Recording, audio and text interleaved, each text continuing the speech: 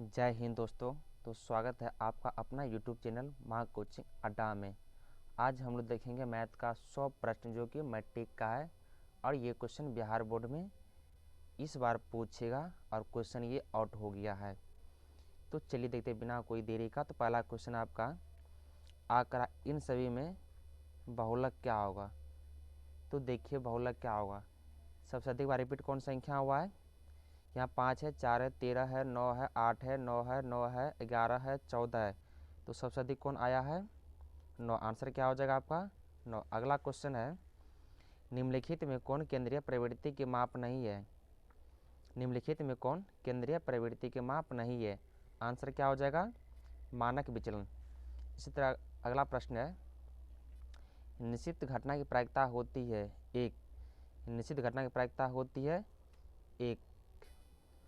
अगला सवाल है एक शंकु की त्रिज्या 14 सेंटीमीटर है। एक शंकु की त्रिज्या 14 सेंटीमीटर है और इसकी तिर्यक ऊंचाई 15 सेंटीमीटर हो तो शंकु का संपूर्ण पृष्ठीय ज्ञात करें। इसको जब आप हल कीजिएगा, हल करने के बाद आपका आंसर कितना आएगा 1320 सेंटीमीटर आएगा। अगर अभी हम क्वेश्चन को हल करेंगे तो फिर आपका टाइम बचत नहीं होगा। इसी तरह अगला सवाल देखिए। अगला सवाल है दो वृत्त के परिधियों का अनुपात। दो वृत्त के परिधियों का अनुपात 3:4 है तो उनके क्षेत्रफल का अनुपात क्या होगा। तो क्षेत्रफल क्या हो जाएगा 4:16। अगला सवाल देखिए, सवाल नंबर 10 है दी गई आकृति में ए बी सी डी ये क्या आपका एक समांतर चतुर्भुज है। तो बताना है कि इस जो त्रिभुज बना हुआ ए सी बी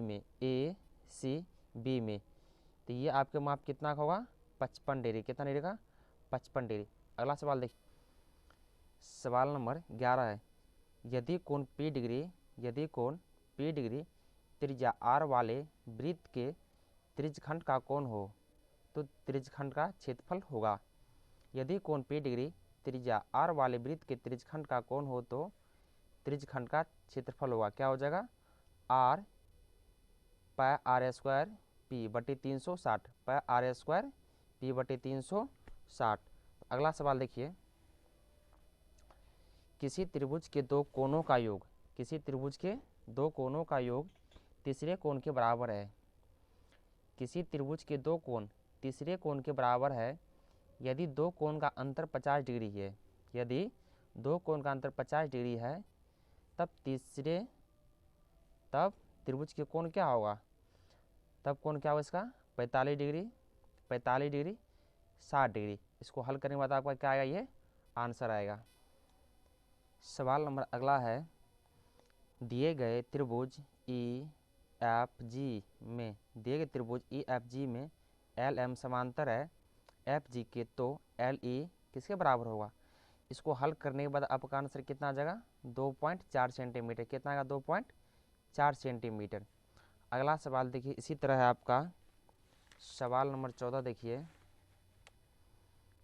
यदि ओ केंद्र वाले वृत्त में टी ए तथा टी बी दो स्पर्श रेखाएं इस तरह है कि कोण ए टी बी 70 डिग्री तो कोण ए ओ बी कितना होगा। यानी यदि ओ केंद्र वाले वृत्त में टी ए तथा टी बी दो स्पर्श रेखाएं इस तरह है कि कोण टी ए टी बी बराबर 70 डिग्री तो कोण ए ओ बी का मान कितना आ जाएगा आपको हल करने के बाद 110 डिग्री। अगला सवाल देखिए किसी वृत्त के व्यास के दोनों सिरों से खींची गई स्पर्श रेखा हमेशा होती है क्या होती है समांतर होती है। किसी वृत्त के व्यास के दोनों सिरों से खींची गई स्पर्श रेखा हमेशा होती है समांतर होती है। अगला सवाल देखिए इसी तरह यदि L समांतर M हो तब यानी ए का मान कितना हो। ए का मान कितना आएगा ए का मान आपका आ जाएगा 20 डिग्री। अगला सवाल देखिए, अगला सवाल है 6 सेंटीमीटर त्रिज्या वाले वृत्त के केंद्र से 10 सेंटीमीटर दूर स्थित एक बिंदु से वृत्त पर खींची गई स्पर्श रेखा की लंबाई कितनी होगी 8 सेंटीमीटर होगी। अगला सवाल देखिए 2 cos 37 डिग्री बट्टे sin 53 डिग्री का मान कितना जो हल करने के बाद यहाँ पे कितना आएगा 2 आएगा। जब इसको आप हल कीजिएगा आंसर कितना आएगा 1, और 1 को 2 से गुना करेंगे तो आंसर कितना हो जाएगा 2। अगला सवाल इसी तरह, दी गई आकृतियों में दो वृत्त एक दूसरे को बिंदु S पर स्पर्श करती है, यानी दोनों को छूती है। यहाँ पे यदि पी आर बराबर 4.5 सेंटीमीटर हो, 4.5 सेंटीमीटर हो इसकी दूरी, तो इसकी यानी पी आर या पी क्यू की दूरी कितनी हो जाएगी हल करने के बाद 13.5। अगला सवाल देखिए, निम्नलिखित में कौन सा सेक 60 के बराबर है? किसके बराबर? 60 सेक। आंसर क्या हो जाएगा 10 60 डिग्री। सवाल नंबर आपका 21 है, इंपॉर्टेंट है। 45 तथा 60 का मौसक कितना है? इसका मौसक कितना आ जाएगा 15 आएगा। मौसक सीखे आप, ठीक है। अगला सवाल देखिए, बहुपद y² माइनस 6y प्लस 8 का घात कितना होगा? सबसे बड़ा घात कौन है? 2। आंसर क्या हो जाएगा 2। अगला सवाल देखिए, 0.7 रेकरिंग मतलब इसको जो हल करेंगे मतलब आंसर क्या आएगा 7/9, यानी जितना भी रेकरिंग रहेगा नीचे उतना क्या हो जाएगा 9 हो जाएगा। अगला सवाल देखिए, एफ एक्स बराबर दिया है x³ minus 5x² plus 2x plus 2, तो f1 का मान हो कितना होगा? यानी x से कितना रखना है हमें 1 रखना है। जब हम x से जब 1 रखेंगे और इसको हल करेंगे तो आंसर कितना आएगा हमें 0 आएगा। अगला सवाल इसी तरह, सवाल नंबर 25 है, π/3 है। π/3 क्या है? अपरिमेय संख्या है। अगला सवाल है, द्विघात बहुपद y² प्लस 3y प्लस 2 के शून्य का योग होगा। कितना होगा? -3 होगा। अगला सवाल देखिए, 8/0 गुना 2/0 किसी भी संख्या पावर 0 उसका मान कितना होगा 1 होगा, तो आंसर क्या हो जाएगा 1। अगला सवाल है y² इंटू 1/y प्लस 3, इसको हल करेंगे तो आंसर कितना आएगा आपका y प्लस 3y³। अगला सवाल है, यदि 3x माइनस 5y बराबर 0 तथा 9x प्लस 15y बराबर 0, तो x और y का मान कितना होगा? जब दोनों समीकरण को आप हल कीजिएगा तो आपका आंसर क्या आएगा? x का मान 0 आएगा और y का मान 0 आएगा। अगला सवाल देखिए इसी तरह, क्या समांतर श्रेणी 3/4, 5/4, 7/4, 9/4 का सार्व अंतर क्या होगा? मतलब अंतर कितना आएगा? 1/2 आएगा। अंतर कितना आएगा 1/2, यानी a2 माइनस a1। 5/4 में से 3/4 कितना गया 2/4, काटे कितना हो जाएगा 1/2। आंसर क्या हो जाएगा 1/2। अगला सवाल देखिए, 144 के अभाज्य गुणनखंड में 2 का घात कितना? जब 144 तोड़िएगा 2 कितना आएगा आपका 4 को आएगा, तो अधिकतम घात कितना हो गया 2 का 4। आंसर क्या हो जाएगा 4। अगला सवाल देखिए, निम्नलिखित में से कौन अपरिमेय संख्या कौन है? √17। 100 का भी वर्गमूल निकल जाएगा, इसका भी निकल जाएगा और इसका भी, यानी 4 + 5 ये भी निकल गया, तो आंसर क्या हो जाएगा √17। अगला सवाल देखिए, निम्नलिखित में कौन अभाज्य संख्या? आंसर क्या हो जाएगा आपका 41। 91 किससे कट रहा 1 और 7 से 83, ये क्या आपका भाज्य संख्या, लेकिन यहाँ पे 41 क्या आपका अभाज्य संख्या। अगला सवाल देखिए, लगातार संख्याओं का मौसक कितना होता है? हमेशा 1 होता है। अगला सवाल देखिए, निम्नलिखित में कौन सा परिमेय संख्या 1/44 क्या आपका परिमेय संख्या? कैसे इसको हल करेंगे तो कितना आएगा 1/12, लेकिन 50/500 क्या परिमेय संख्या? नहीं, अपरिमेय संख्या। √32 क्या है? अपरिमेय संख्या। और 5 प्लस से √5 क्या अपरिमेय संख्या है। आंसर क्या होगा आपका ए नंबर होगा 1/√144। अगला सवाल है, किसी पूर्णांक p के लिए प्रत्येक समपूर्णांक का रूप होता है। किसी पूर्णांक p के लिए प्रत्येक समपूर्णांक रूप क्या होता है 2p होता है। क्या होता है 2p। अगला सवाल देखिए, निम्नलिखित में किसका दशमलव प्रसार अशांत होता है? किसका दशमलव प्रसार अशांत होता है? आंसर क्या होगा 39/243 को हल करेंगे तो क्या आएगा ये अशांत अनावर्ती आएगा। अगला सवाल देखिए, बहुपद 5y² माइनस 14y प्लस 8 के शून्य का योग कितना होगा -5/2। अगला सवाल देखिए, एक अशून्य परिमेय संख्या और परिमेय संख्या गुणनफल में से कितना होता है? हमेशा परिमेय होता है। अगला सवाल है, बहुपद x² माइनस 11 का शून्यक है। बहुपद x² माइनस 11 का शून्यक है, हल करेंगे तो क्या होगा आपका एक प्लस में आंसर और एक माइनस में। ऑप्शन नंबर क्या हो जाएगा डी हो जाएगा। अगला सवाल देखिए, दी गई आकृति वृत्त दिग आकृति वृत्त BOC का व्यास है तथा AB बराबर AC है तो कोण ABC का यानी इसका मान कितना होगा आपका 45 को हल करने के बाद। अगला सवाल देखिए, यदि D एक वृत्त का व्यास हो तो उसका क्षेत्रफल कितना होगा पाई D² बट्टे 4 वर्ग इकाई। अगला सवाल देखिए, त्रिभुज ABC में बिंदु D और E क्रमशः भुजाओं AB और AC पर इस प्रकार है कि DE समांतर BC यदि ED बट्टे DE 1/2 और AC बराबर 70 सेंटीमीटर हो तो EC बराबर कितना होगा 18 सेंटीमीटर होगा। हल करने के बाद यानी ये आपका आंसर बताया, टाइम कम है, क्वेश्चन हमको अंदर पहुंचाना, ठीक है। अगला सवाल देखिए, R त्रिज्या वाले गोला का आयतन कितना होगा 4/3 πr³ घन सेंटीमीटर।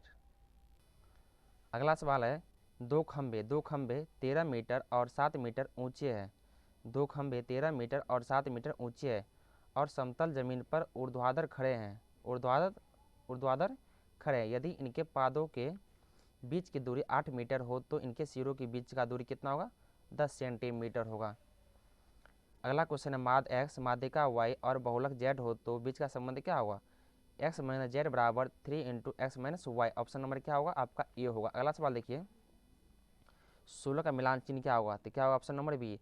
जो 4 है कट गया, 4 है कट गया, 4 है कट गया तो कितना 5 10 15 1 16। ऑप्शन नंबर बी होगा। अगला सवाल देखिए,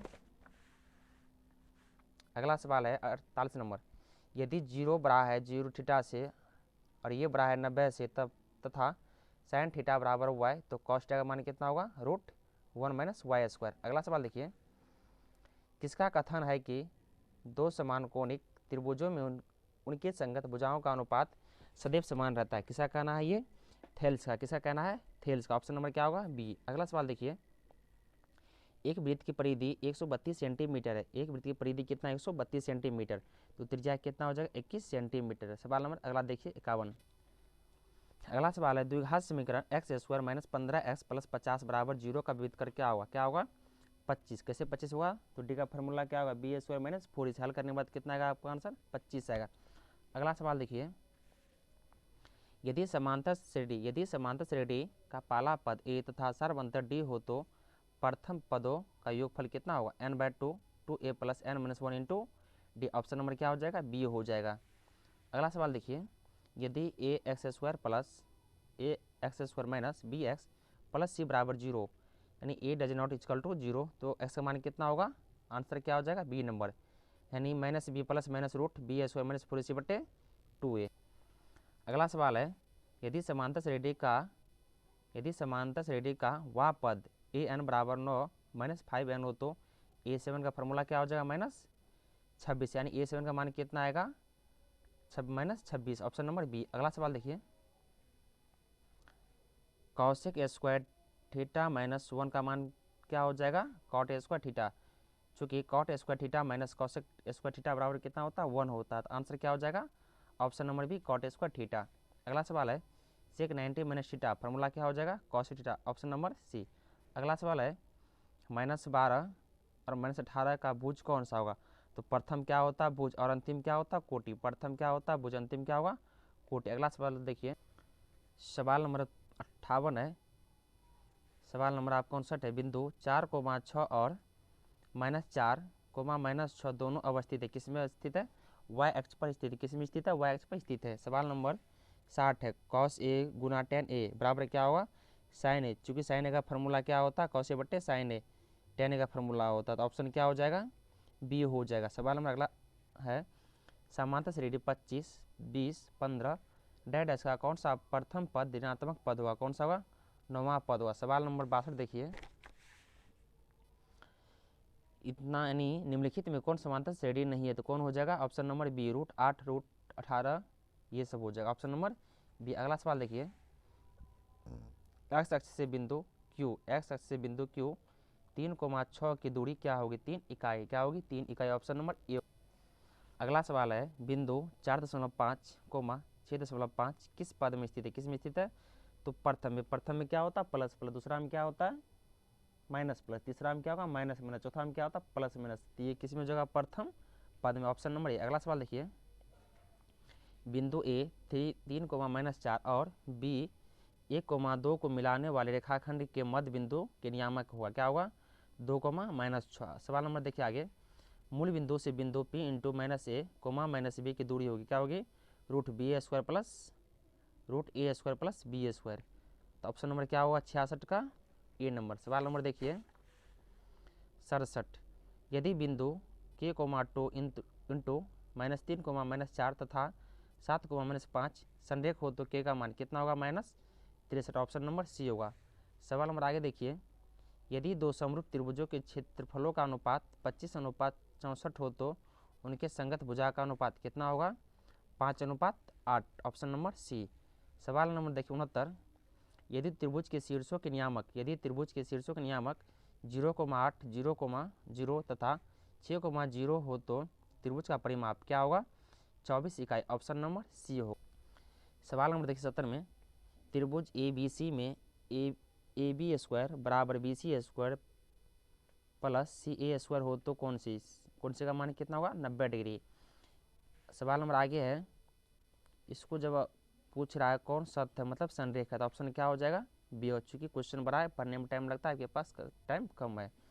सवाल नंबर देखिए 72, यदि 4tan थीटा बराबर ए तो थीटा का मान कितना होगा? 45 डिग्री। ऑप्शन नंबर सी होगा। सवाल नंबर देखिए आगे, यदि cos थीटा बराबर 17/8 हो तो tan थीटा का मान कितना होगा? 8/15। ऑप्शन नंबर बी होगा।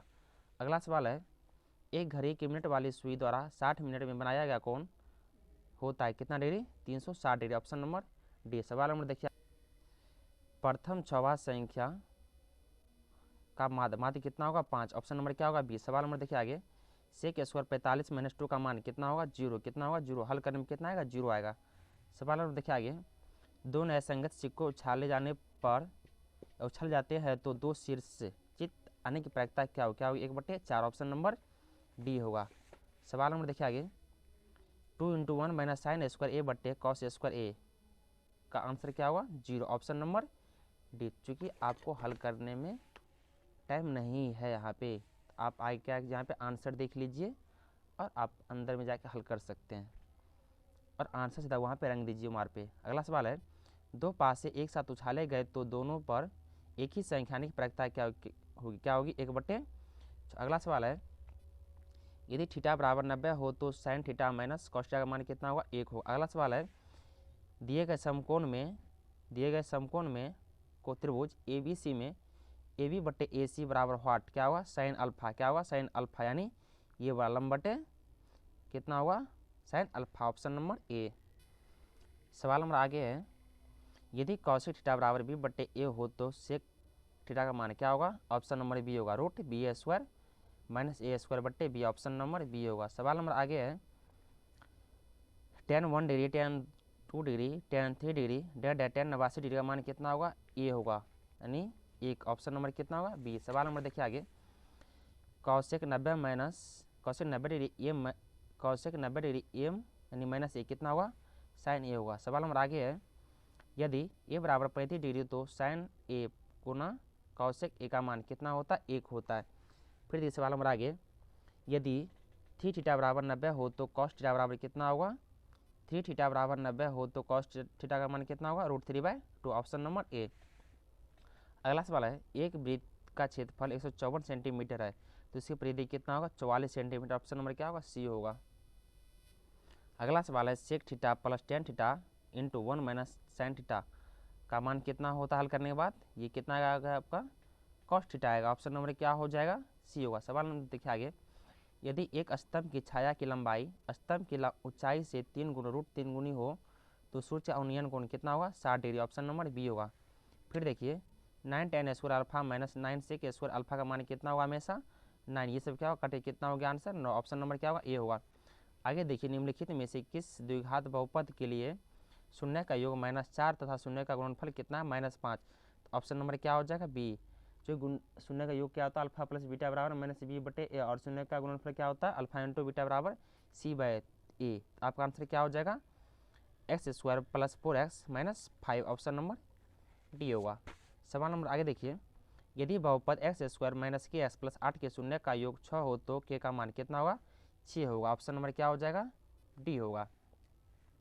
अगला सवाल है के किस मान के लिए समीकरण 3x माइनस वाई बराबर माइनस 8 तथा 6x माइनस के वाई बराबर माइनस 16 संपाती रेखाओं का प्रदर्शित करता है? आंसर नंबर क्या होगा? 2 यानी ऑप्शन नंबर बी। सवाल नंबर देखिए आगे।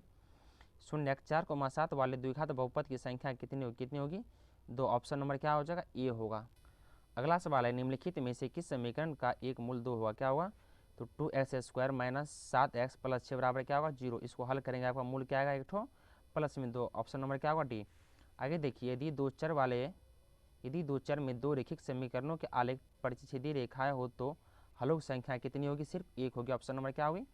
1। अगला सवाल है यदि समांतर श्रेणी का सर्व अंतर -2 तथा nवां पद an तो a17 माइनस a3 का मान कितना होगा? -8। ऑप्शन नंबर क्या हो जाएगा? डी होगा। सवाल नंबर देखिए। अगला सवाल है यदि समीकरण bx² plus ax plus c बराबर 0 का मूल समान हो तो c का मान कितना आएगा? -a/2। ऑप्शन नंबर क्या होगा? डी होगा। अगला सवाल है समांतर श्रेणी 5, 8, 11, 14 डैश का 12वां पद यानी 5, 8, 11, 14 डैश का 12वां पद कौन सा होगा? 38 होगा। ऑप्शन नंबर क्या होगा? बी 38। अगला सवाल देखिए y का समीकरण क्या होगा? x बराबर क्या होगा? 0। ये क्या आपका 100वां सवाल है। अगर वीडियो आपको अच्छा लगे, समझ में लगे तो हमारे चैनल को सब्सक्राइब, लाइक, कमेंट और अपने दोस्तों में शेयर कीजिएगा। अगर आप चाहते हैं कि वीडियो थोड़ा हम भी मैट्रिक में अच्छा करें, अपना तैयारी अच्छा करें, तो आपका जो भी एग्ज़ाम हुआ मैट्रिक इंटर का, तो आप इस चैनल से जुड़ सकते हैं और इसका लाभ उठा सकते हैं। धन्यवाद।